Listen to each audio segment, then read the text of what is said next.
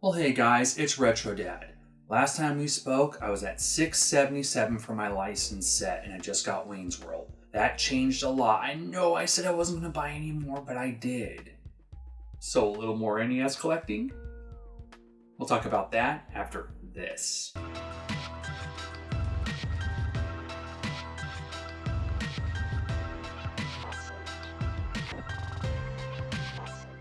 If you want more gaming and collecting content, don't forget to subscribe to stay in the know. I've been working and I've been doing a lot of stuff. I've been working on videos, but I've also been collecting like crazy lately because I'm trying to get that set wrapped up and I'm really close. So close. So there's a lot of games to go through. So we'll start with one I've never owned and the cheapest on this list, this one. Times of Lore, released on the NES in 1991. It was published by Toho. That's right, from the Godzilla franchise. It's a simplistic RPG. Times of Lore is an uncommon game for the NES. I'm not sure how many of these were sold in 1991. The RPC ports, I'm sure they fared better than the home console version. This is just one of 11 licensed games I've never owned. I'm down to 10. It's a game that goes between $40 and $48 loose. The highest loose copy was recorded to cost around $52 during the summer of 2018. Not my style of gameplay, but I'm glad it's in the set now. One last game I never owned off the list.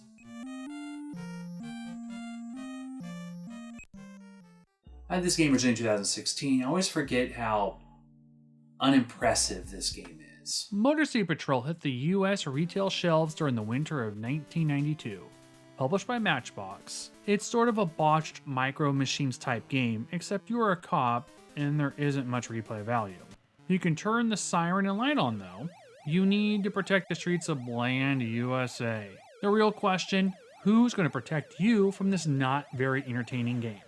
Today it hovers just below 40. The highest I've seen it sell was 45. Shouldn't be worth 10 honestly. It's fairly uncommon title to find these days. Never judge a book by its cover. The game looks, oh, it's going to be fun. It's like a little toy game, like a Micro Machines game. It's not very fun. It's very bland, not entertaining, and I keep forgetting that every time I try to put this in my NES and play it. I'm like, oh, that's right. It's Motor City Patrol. This game has so much promise. I got it originally in 2016. It's probably the worst game on this list in my opinion. Conan, The Mysteries of Time, published by Mindscape and released in 91. Graphically, it looks different to most games on the NES. It's no mystery how bad this game is. Conan is a stinker. It's not fun either, overly frustrating and honestly not worth the play. Conan is another decently scarce game for the set. For a loose cart, it's barely under 50, but this game is going up in price unlike others from the NES. You have to be a real nutty collector to want this in your home, let alone spend money on it. Bought this from SideQuest Games, aka The Place for Gamers. I originally had this in 2016, it was complete in the box, so I got it again. Le Empire. I know, I butchered the name. We'll just call it Limp for short. Limp was published by Koei and released in 1991. It is a real-world strategy game. Replay history as you fight for Napoleon. Napoleon. Not my usual cup of tea. In your face, Napoleon. Napoleon. The British are coming, the British are coming. Not a category I tend to play on the NES. It is one of the trickier games to find under the real-world strategy type. Not a cheap game either. It's between 60 and 75 loose. 2 years ago, there was some being sold for 100. Both of these games are a part of a popular franchise, and I originally got them in 2017. Dragon Warrior 3 is the third installment of the Dragon Warrior series on the NES. Hence the name, Dragon Warrior 3. Published by Enix and released in 1992, it is an epic RPG for the time. Not my typical style of gameplay on the NES, although I wouldn't mind playing through this one. It is regarded as one of the best RPGs on the NES. Not an easy one to find though, and it can cost up to $70. This game is on the verge of being the highest it's ever been for market value. Will this one drop, or keep going up in price? Dragon Warrior 4, the last Dragon Warrior game on the NES. 8 months after the previous installment, it too saw a 1992 release. Dragon Warrior 4 is looked at by many in the retro RPG community as the best in the series and one of the best RPGs on the NES. Very uncommon and costly. can cost you $80 or more. Looking at the spending data, unfortunate the 4th installment of the popular Dragon Warrior franchise is the highest it ever has been. This includes 2016-2017 levels, which most games on the NES peaked cost-wise. I got an excellent deal on mine with that little tear in the label.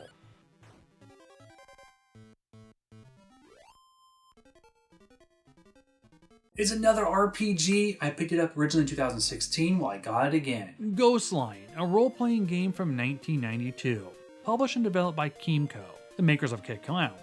You're a little girl named Maria. Don't let the cover fool you. Ghostline has nothing to do with the glam rock girl in the cover. As Maria, you're looking for your parents, I think. Ghostline takes inspiration from the Dragon Warrior games, and if you like those, you might enjoy Ghostline. Not as spendy as some role-playing games on NES, Ghostline's about $50 give or take. It seems to be falling in price as well, but if you traveled back in time to June 2018, the game would have cost you around $70. I might not have time to play this today, but hopefully I will soon in the future. This game originally I picked up at Cal 2017, well I picked it up again. Faria. Also known as Faria, A World of Mystery and Danger. Released in the summer of 1991 and published by Nextsoft. It is shockingly another role-playing game. How many did I get? Unlike some others on this list, when you have encounters with monsters, it's more like Zelda. I look at it as a Zelda RPG. The game is not very well known, is not one you see very often. Sadly, it's another game that can go higher than 75, and that is just for a loose copy. I got a really good deal on Faria based on the label condition. So technically my copy is a placeholder cart until I get a label upgrade. Well, that's if I end up doing that, I might not care to do so. I also got Princess Tomato in the Salad Kingdom, a really strange RPG. It's definitely not my type of game. I try to play through it for this video. Do I really want to dedicate the time to play this? Maybe sometime. It's interesting. It's graphically, it looks pretty good for an NES game. Storyline, you're a vegetable looking for a princess, and it's just weird. It's a weird game, but yeah, Princess Tomato. Recently it hovers around $105 for a loose copy. Well, less than a year ago it was $19 or more than it is today, so a little price drop. Hey, this one's not an RPG for once, and it's a sports game. I originally picked it up in 2016. Tecmo Cup Soccer, a later released soccer game by Tecmo. It hit US stores in 1992. The game looks and feels different from other soccer games on the NES. The animation is excellent. I prefer straight play over the cartoon approach to the game. Tecmo Cup Soccer is uncommon, but dropping in price compared to just a few years ago. The game is now below $50. I got my original Tecmo Cup Soccer at Stuff, and I spent a lot more money on it than I spent this time, so it has gone down in price.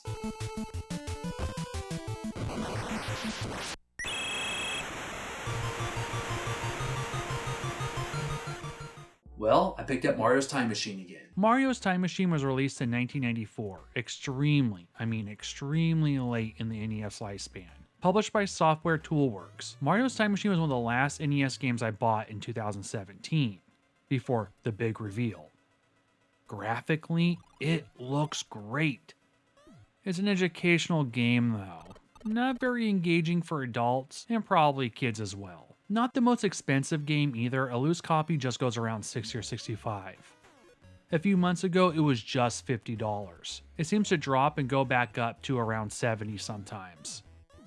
During the summer of 2017, I was game hunting and I picked up this little rare guy. Pro Sport Hockey, released in 1993 by Jaleco. It is the most expensive sports game on the NES. It's hockey on the NES. It can be fun in short spurts. The price is not fun. It goes around $120. Only a $10 decrease from 2018. The game is very uncommon, borderline rare. The price seems to be going up for this one. Some sellers online are trying to get as high as $160 for a loose copy. I say offsides of that. It's not as fun as Blade of Steel, honestly. It's not as good. And I was enjoying playing it, but it's probably one I won't play very often when I play Blades of Steel than play a hockey game on the NES. It's vastly superior. So I had my trusty list out, And I was looking at my old set numbers and comparing it to what I had. And I was going, oh yeah, I have one game from 2013. I have a couple from 2016 and a couple from 2017 as well missing. So I started crossing those off the list. I had one game from 2013. That's the oldest game that I'm missing. Zombie Nation. Published by Meldak. Released in the fall of 1991. If you ever wanted an NES game that's like The Walking Dead or Night of the Living Dead, well, this isn't the one you're searching for. It's a shooter. You're a giant zombie samurai head and you're out to stop an alien creature that's turned Americans into zombies. Or just America into zombie. Hence the name Zombie Nation. It is one of the strangest licensed Nintendo approved, it has the seal of quality, title for the Nintendo Entertainment System. The game is a toughie too. In addition, it's rare to boot. It costs more than any other game on this list so far. As of now, it hovers above $300. It has gone down in price, but only by 70 or so. You can find a copy below $300 here and there, but that's getting harder to accomplish. I didn't spend $300 on either copies I've owned. In 2012, a loose copy was sold for almost $380. I'm not sure the price is going for this one. There isn't very many sold on eBay lately, and some of the listings of the game is a CIB or with the box. In fact, a few times in 2016 there wasn't a single listing for Zombie on eBay. I remember this because I was working on a prices video and found that shocking. Strange game and strange value. This is the oldest game I originally had in the old set that I no longer have. Well, I have it now. Like I said, weird game, weird value. I'm so happy I have Zombie Nation again.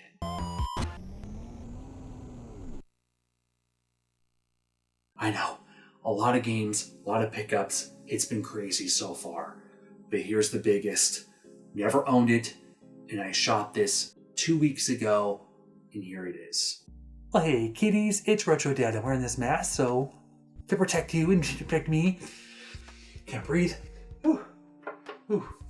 Oh. I got something packaged in the mail. Whew, sorry, my breath.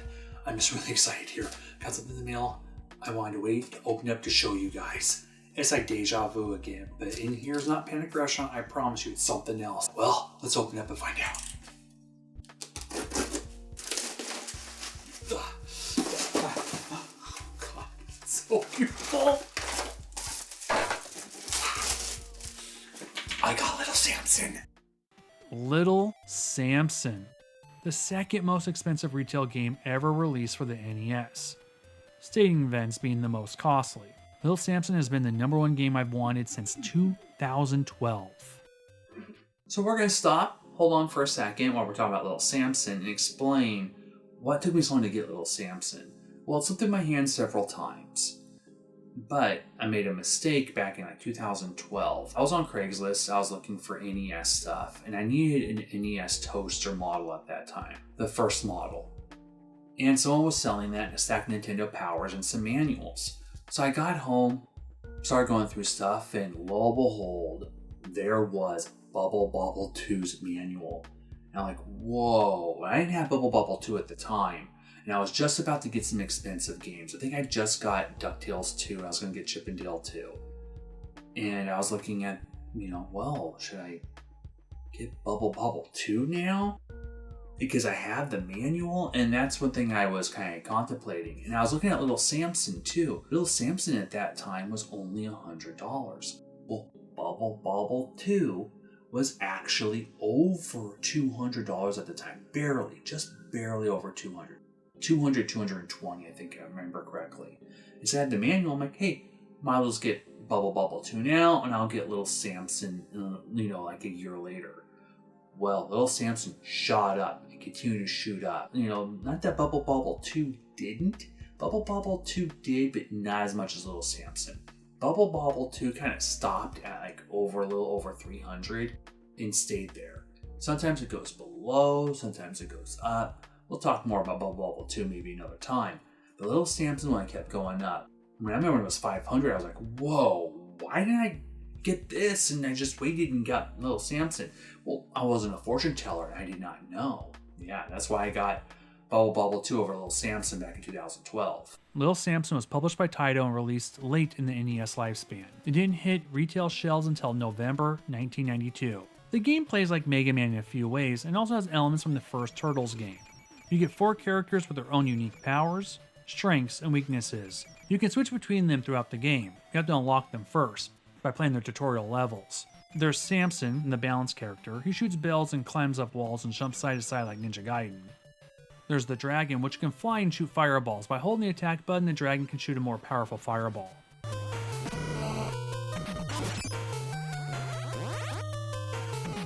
The rock guy is slow, but is the strongest character. He can also walk on spikes without taking damage. It comes in handy a lot. Lastly is the mouse. He is fast, he can climb up walls. He can also use a bomb. He has the lowest health. The game is a blast and is challenging on spots. If you want the real ending, you have to beat the game on normal setting. Little Samson had a lower print run, which makes the game just on the side of rare, which is unfortunate since Little Samson's honestly a great game. I'm not sure why it costs as much as it does. There are rarer games on the NES like Dragon Fighter, and it doesn't cost nearly as much as Samson. You bump into Little Samson more than Dragon Fighter. An authentic, loose Samson NTSC copy goes as high as $1,200 these days. There are sellers still wanting $1,500 or more. The game was starting to decline when it comes to prices, but it's starting to go up again. There isn't very many loose copies being sold on eBay. The highest loose copy on record was sold in 2018 for over $1,800. That is ridiculous. I didn't spend market and I didn't spend over either. I don't regret the money I spent, so I wanted the game for a very long time.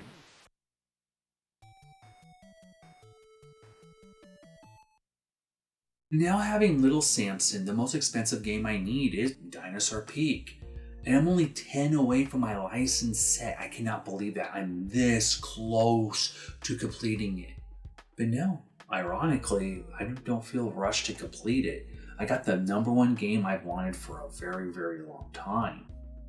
So I've been contemplating how I'm going to get these last games. I only need 10, and only 4 I really somewhat care about. Dinosaur Peak, Ultima, the last game that is remaining from 2017, Ultima Warriors of Destiny, the rarer blue card, Indiana Jones and the Last Crusade, the Ubisoft version, and Color Dinosaur.